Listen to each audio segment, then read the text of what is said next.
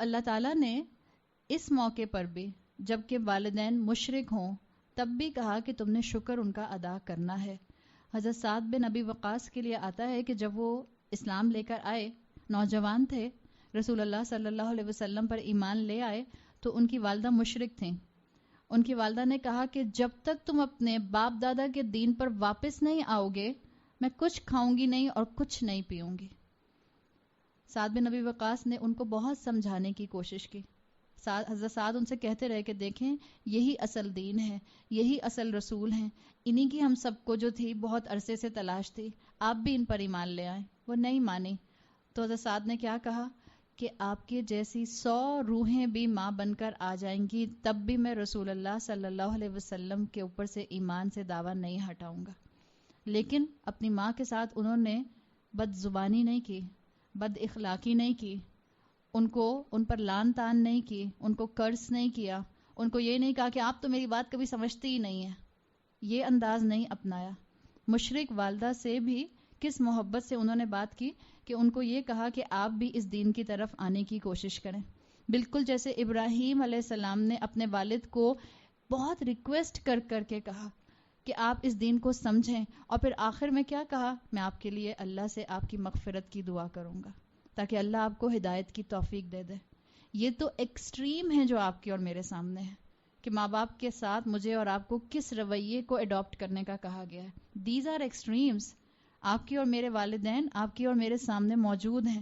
ہمیں اپنے والدین اچھے نہیں لگتے اس لیے کہ ہمیں لگتا ہے وہ ہماری خوشیوں کے قاتل ہیں، اور خاص طور پہ میں ینگ کراؤڈ کی بات کر رہی ہوں. جب انسان شادی شدہ ہو جاتا ہے تب اس کو احساس ہوتا ہے، اور خاص طور پہ جب اس کی اپنی اولاد سامنے آتی ہے تب اس کو احساس ہوتا ہے کہ ماں باپ کا ہر حکم کتنا حکمت سے بھرا ہوا تھا. ماں باپ کا ہر وہ کام جس سے انہوں نے مجھے روک لیا اس میں کتنا میرا فائدہ تھا. ماں باپ کی ہر نصیحت کتنی میرے لیے فائدہ مند تھی. یہ باتیں ہمیں اس وقت یاد آتی ہیں جب یا تو ماں باپ سامنے ہوتے نہیں ہیں یا جب ہمیں اللہ تعالیٰ اپنی اولاد دے دیتا ہے. تو اپنی زندگی میں ماں باپ کی قدر کریں، اپنی زندگی میں ان کی خدمت کریں. اللہ نے آپ سب کی زندگی میں اگر والدین کو دیا ہے تو آپ کے لیے جنت کا ایک دروازہ کھلا ہوا ہے. رمضان کا مہینہ اور والدین کو خوش رکھنا، ان سے ناراضگی نہ کرنا، اس سے بڑی تو کوئی چیز ہو نہیں سکتی. اللہ سے دعا کریں کہ اللہ مجھے اپنے والدین کی خدمت کرنے والا بنائے. اللہ سے دعا کیا کریں کہ اللہ مجھے اپنے والدین کے لیے صدقہ جاریہ بننا کی توفیق عطا فرمائے. یہ کام آپ نے اور میں نے سیکھنے ہیں. تو اللہ تعالیٰ نے جب ابراہیم علیہ السلام کی مثال دی یا جب اللہ تعالیٰ نے حضرت سعد کی والدہ کی مثال دی تو یہ وہ لوگ تھے جنہوں نے اپنے والدین کا شکر ادا کیا لیکن ان کے شرک کی کبھی تعریف نہیں کی. یہ آپ کو کمبینیشن مل رہا ہے نا کہ شکر تو ادا کیا لیکن ان کی شرک کی کبھی بھی تعریف نہیں کی. اور ہم یہی دو چیزیں سمجھنا چاہ رہے ہیں کہ اللہ تعالیٰ نے اس حمد کے اندر 2 ایلیمنٹ رکھے ہیں، اور وہ 2 ایلیمنٹ کیا ہیں؟ تعریف کا اور شکر کا. اور یہ دونوں مختلف چیزیں ہیں، بالکل الگ الگ چیزیں ہیں. تعریف کے لیے عربی زبان میں ایک اور لفظ بھی آتا ہے، مدح. سنا ہے کبھی؟ مدح کا لفظ اردو میں استعمال ہوتا ہے عام طور پہ. اسکالرز کہتے ہیں اللہ تعالیٰ نے المدح للہ کیوں نہیں کہا؟ مدح کا مطلب بھی تعریف ہوتا ہے. اللہ تعالیٰ کہہ سکتے تھے المدح للہ. مدح عربی زبان میں فالس پریز کو کہتے ہیں، جھوٹی تعریف کو. ایک مدح آتا ہے جھوٹی تعریف کے لیے، اور ایک مدح آتا ہے ایسی تعریف جو بندہ ڈیزرو نہیں کرتا. مثال کے طور پر مدح کو آپ کیسے لیں کہ کبھی کبھی جیسے بھی ہم نے جاب انٹرویو کی بات کی تھی کہ کوئی جینوئنلی ڈیزرو نہیں کر رہا ہوتا اس تعریف کو لیکن آپ اس کی تعریف کرتے ہیں. مثال کے طور پر کوئی اگر آپ کی فزیکل بیوٹی کی تعریف کر رہا ہے تو یہ اصل میں مدح کی کیٹیگری میں آئے گی. فزیکل بیوٹی کا مل جانا کیا آپ ڈیزرو کرتی تھیں اس کو؟ یہ تو اللہ کی طرف سے دین ہے، اللہ کی عطا کردہ ہے. تو یہ ایک طرح کی فیک قسم کی پریز بن جاتی ہے. مدح کو اس کیٹیگری میں لے لیتے ہیں کہ جس کی ضرورت نہیں ہے. مثال کے طور پہ آپ کے بچے کا بہت ہی برا رزلٹ آیا، رپورٹ کارڈ لے کر گھر میں آ رہا ہے، اب اس کو ڈر بھی لگ رہا ہے، اماں تو پوچھیں گی کہ رزلٹ کیا آیا. جیسے ہی گھر میں انٹر ہوتا ہے کہتے ہیں واہ کیا خوشبو آ رہی ہے، لگتا ہے آپ نے آج بہت ہی مزے کا کھانا پکایا ہے. اماں اس کی شکل دیکھتی ہیں، بیٹا میں کچن میں ہی نہیں گئی ابھی تک. کیا تھا؟ یہ جھوٹی تعریف تھی. اماں کو خوش کرنے کی کوشش میں کہ تاکہ اماں رزلٹ کا بھول جائیں اور اپنی تعریف میں ایسی الجھیں کہ کہیں اچھا بہت اچھی خوشبو آ رہی ہے میرے بچے، میں ابھی کھانا نکال کے لاتی ہوں. یہ جھوٹی تعریف ہوتی ہے. اسی لیے اللہ تعالیٰ نے یہاں پر اس مدح کے لفظ کو استعمال نہیں کیا. مدح ایسی چیز کے لیے بھی آتا ہے کہ جو چیز آپ ڈیزرو نہیں کرتے تھے. حمد کس چیز کے لیے آتا ہے؟ وہ چیز جو ایبسلیوٹلی ڈیزرو کرتی ہے اس کی تعریف کی جائے.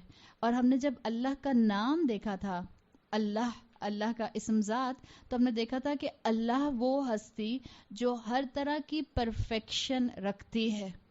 جب اللہ کی ہستی ہر طرح کی پرفیکشن رکھتی ہے تو یقیناً اصل حمد کس کی ہے؟ اللہ کی حمد ہے.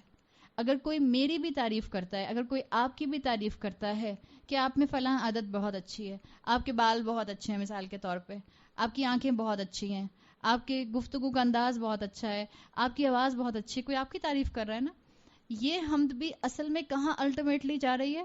اللہ کی طرف جا رہی ہے. اس لیے کہ آپ کو یہ خوبیاں کس نے دیں؟ آپ کو یہ خوبیاں اللہ تعالیٰ نے دیں. تو اسی لیے کہا جاتا ہے کہ اللہ کے لیے یہاں پر مدح کا لفظ استعمال نہیں کیا گیا بلکہ حمد کا لفظ استعمال کیا گیا ہے. پھر آپ دیکھیں یہاں پر اللہ تعالیٰ نے لفظ استعمال کیا ہے الحمدو. آپ نے انگریزی میں پراپر ناؤن اور کامن ناؤن پڑھے؟ عربی میں بھی کامن ناؤن اور پراپر ناؤن ہوتا ہے. اگر یہاں کامن ناؤن ہوتا تو ہوتا حمدن للہ، حمد اللہ کے لیے ہے، حمدن للہ. لیکن اللہ نے یہاں پر حمدن للہ نہیں کہا. اگر حمدن آتا تو ہم اس کا ترجمہ کرتے کچھ حمد اللہ کے لیے ہے. اللہ نے کہا الحمدو. الحمدو از پراپر ناؤن. لیکن ایک مسئلہ ہے، الحمدو میں کہوں بک، a book، اور میں کہوں the books، تو ایک سنگولر ہے اور ایک پلورل ہے نا. جب میں کہتی ہوں الحمدو اٹس سنگولر، تو کیا میں کہوں گی ایک حمد اللہ کے لیے؟ یہ تمام کہاں سے آیا؟ یہ جو اس کے اوپر الف لام ایڈ ہوا ہے الحمدو، یہ الحمدو کیا ہے؟ یہ آپ کو بتا رہا ہے کہ ایوری کائنڈ آف حمد، جو بھی حمد ہوگی وہ صرف اللہ کے لیے ہے. ایوری کائنڈ آف حمد. آپ پڑھتی ہیں سورۃ العصر، کل ہم نے بات کی تھی نا، ہم کہتے ہیں والعصر ان الانسان لفی خسر. اللہ کہتا ہے الانسان جو ہے وہ خسارے میں ہے. تو الانسان بھی سنگولر ہے. اللہ کسی ایک انسان کی بات کر رہا ہے. کس کی بات کر رہا ہے؟ ہم کہتے ہیں انسانیت، ہیومینٹی نقصان میں ہے، ہیومینٹی لاس میں ہے. تو وہ کیا ہوتا ہے؟ وہ جو الانسان آیا ہے وہ بتا رہا ہے کہ پوری اسپیشی آف انسان، پوری ہیومینٹی لاس میں ہے. اسی طرح سے جب حمد کے اوپر الف لام لگائے، اس کا مطلب ہے کہ اب جتنی بھی طرح کی تعریف ہوتی ہے وہ صرف اور صرف بیک اس کا جو ہے وہ کہاں جاتا ہے؟ بیسس وہ اللہ کی طرف جاتا ہے. یہ اللہ تعالیٰ کی حکمت ہے کہ اللہ تعالیٰ نے یہاں حمد کا لفظ استعمال کیا ہے اور اللہ نے یہاں پر مدح کا لفظ استعمال نہیں کیا. اچھا، آپ کسی کا شکر کب ادا کرتے ہیں؟ آپ کسی کا شکر اس وقت ادا کرتے ہیں، مثال کے طور پہ آپ اردو میں شکریہ کہتے ہیں. میں ایسے کہتی ہوں، میں یہاں آؤں میں کہوں تھینکس تھینکس تھینکس تھینکس، میں ایسے کرتی ہوں. میں شکریہ کب کہتی ہوں؟ جب آپ میرے ساتھ کچھ اچھا کریں گی تو میں کہوں گی شکریہ. مثال کے طور پہ آپ نے مجھے پانی کا گلاس تو لا کے دینے کی بات نہیں روزے میں، آپ نے مثال کے طور پر مجھے ٹشو لا کے دیا تو میں کہوں گی شکریہ. صحیح. اب آپ نے جو ہے وہ میرے لیے کرسی ٹھیک کر دی تو میں کہوں گی شکریہ. کوئی آپ کے لیے کوئی فیور کرتا ہے تو آپ شکریہ ادا کرتے ہیں. ایسا ہی ہے. اس کے بغیر تو آپ ہر ایک کو باہر نکل کے سڑک پہ شکریہ، شکریہ گاڑی، شکریہ کار، شکریہ بیگ، شکریہ ہینڈ بیگ، شکریہ کپڑے، ہم اس طرح تو نہیں کہہ رہے ہوتے نا. کسی کی فیور کے جواب میں ہم شکریہ کہہ رہے ہوتے ہیں. تو رسول اللہ صلی اللہ علیہ وسلم نے فرمایا کہ یہ جو الحمدللہ کا کلمہ ہے یہ انسان کے فریم آف مائنڈ کو پازیٹیو رکھتا ہے کہ ہر لمحہ اس کے دل سے اللہ کی پرفیکشن کی تعریف نکلتی ہے اور ہر لمحہ وہ اللہ کا شکر ادا کرتا ہے. رسول اللہ کی حدیث آتی ہے صحیح مسلم میں، آپ نے فرمایا الحمدللہ تملأ المیزان. اسکیل کو بھرنے کے لیے الحمدللہ کا فریز کافی ہے. اور وہ اسکیل جو قیامت کے دن ہمارے نیک اعمال اور برے اعمال دونوں کو لیے ہوئے ہوگا، میزان جس کو کہتے ہیں، وہ اسکیل جس کے لیے آپ اور میں اس وقت فکر مند ہوں گے کہ کسی طرح سے 0.5% میری نیکی بڑھ جائے تاکہ میرا نیکیوں کا اسکیل جو ہے، جو نیکیوں کا میزان ہے، جو نیکیوں کا پلڑا ہے وہ بھاری ہو جائے. اللہ کے رسول نے کیا کہا؟ کہ اس میزان کو بھرنے والی چیز کیا ہے؟ تملا المیزان کے لیے کیا چیز آتی ہے؟ الحمدللہ. ہمیں فکر ہوتی ہے نا ہم ہر وقت کیا تسبیح کرتے رہیں، ہم ہر وقت کیا اللہ سے ذکر کرتے رہیں، چلتے پھرتے اٹھتے بیٹھتے الحمدللہ الحمدللہ الحمدللہ کہتے رہیے. آپ سورہ یاسین پڑھتے ہیں؟ اور سورہ یاسین ہم کس وقت پڑھتے ہیں؟ جب کوئی مر جاتا ہے. نہیں؟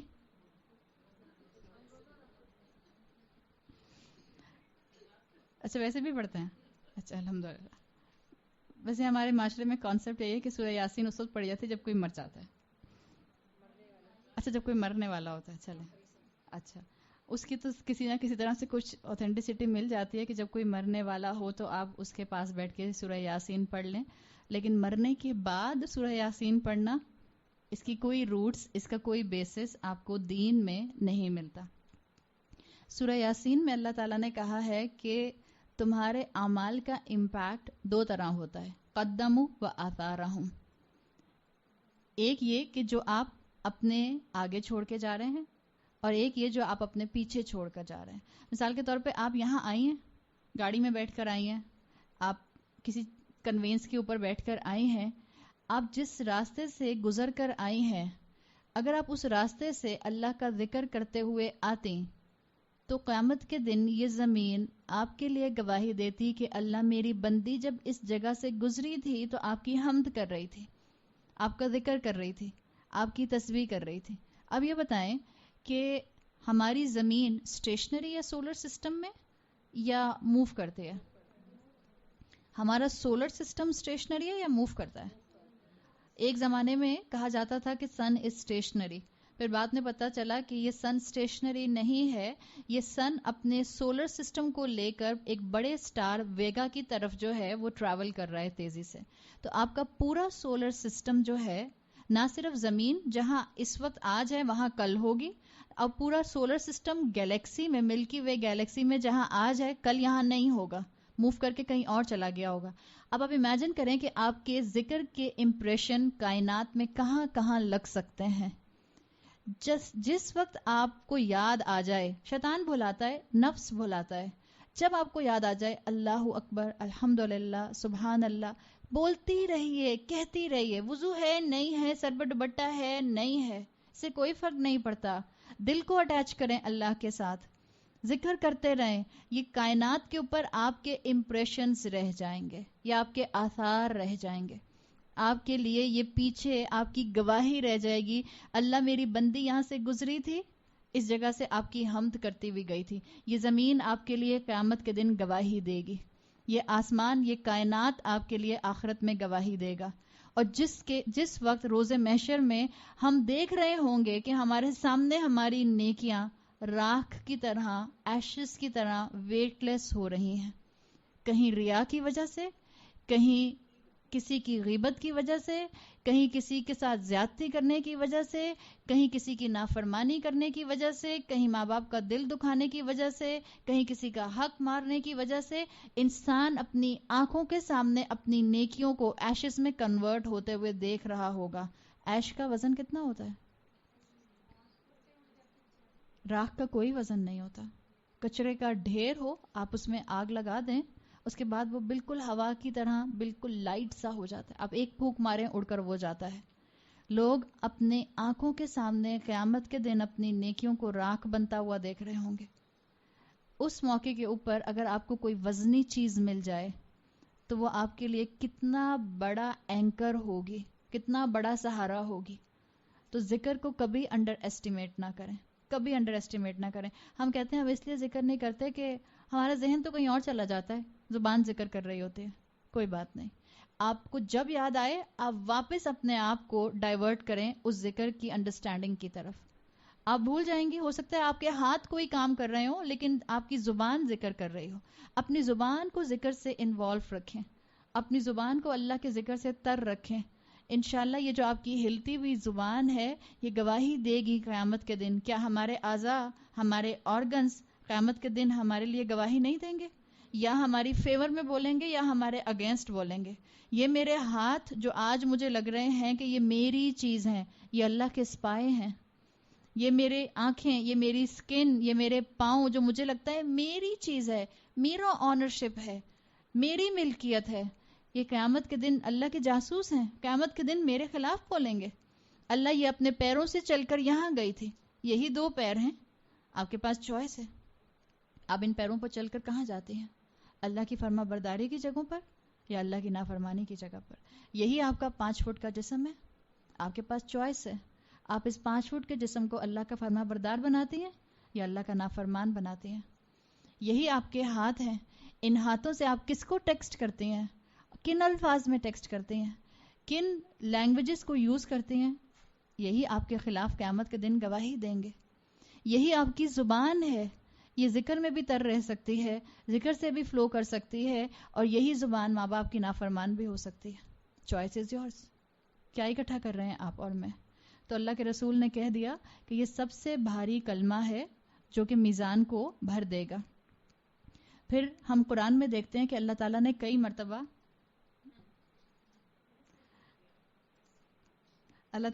مرتبہ قرآن میں اس کلمے کو استعمال کیا ہے. اللہ نے جب مخلوق بنائی تو اللہ نے کہا الحمدللہ الذی خلق السماوات والارض. اللہ ہی کی حمد ہے جس نے زمین اور آسمانوں کو پیدا کیا. اللہ نے کہا وَلَهُ الْحَمْدُ فِي الْأُولَى وَفِي الْآخِرَةِ. شروع میں بھی اللہ کی حمد ہے اور آخر میں بھی اللہ کی حمد ہے. یعنی جب کچھ نہیں تھا تو بھی اللہ کی حمد تھی، جب کچھ نہیں ہوگا تو بھی اللہ کی حمد ہوگی. تو آج ہم 2 ہوم ورک کریں گے. پہلا ہوم ورک کیا ہے؟ اپنے امی ابا کو پاس جا کے ہاتھ پکڑ کے یا ابتی، ابا کو کہہ دیجیے، ہاں اماں کو یا ابتی مت کہہ دیجیے گا، ابا کو یا ابتی کہہ دیجیے گا، یا جو آپ نے کہنا ہے. ان کو حق کریں، ان کو پیار کریں اور ان کے شکر گزار بنیں. اور ماں باپ کی آپ اور میں جیسے شکر گزاری کریں گے، کیا اس میں صرف شکر گزاری ہوگی یا اس میں تعریف بھی ہوگی؟ ہم اللہ کے ساتھ ساتھ اپنے ماں باپ کی تعریف کے ساتھ شکر کریں گے. ایک ہوم ورک یہ ہے. دوسرا ہوم ورک کیا ہے؟ آج آپ نے میکسیمم کوشش کرنی ہے یہاں سے جاتے ہی، بس ابھی جب جیسے ہی آپ اٹھیں اس کے بعد آپ کوشش کریں آپ کی زبان الحمدللہ الحمدللہ الحمدللہ کہتی رہے. اللہ تعالیٰ ہمارے لیے دین پر چلنا آسان بنا دے. اللہ تعالیٰ ہمارے وقت میں برکت دے کہ ہم دین کو سمجھنے کے لیے اپنی زندگیوں میں سے تھوڑا سا وقت نکال سکیں. اللہ ہمیں اس علم پر عمل کرنے والا بنائے. اللہ ہمارے اس عمل کو، ہماری ان نیکیوں کو آخرت میں ہمارے نیک اعمال میں سے، ہماری بک آف ڈیڈ میں سے نکال دے. اللہ ہمیں اپنی رضا نصیب فرمائے. اللہ ہمیں جنت الفردوس عطا فرمائے اور اللہ ہمیں آخرت میں اپنا دیدار عطا فرمائے. بارک اللہ لی ولکم فی القرآن الحکیم ونفعنی وإیاکم بآیاتی وذکر الحکیم. سبحانک اللہم وبحمدک نشہد ان لا الہ الا انت نستغفرک ونتوب الیک. السلام علیکم ورحمۃ اللہ وبرکاتہ.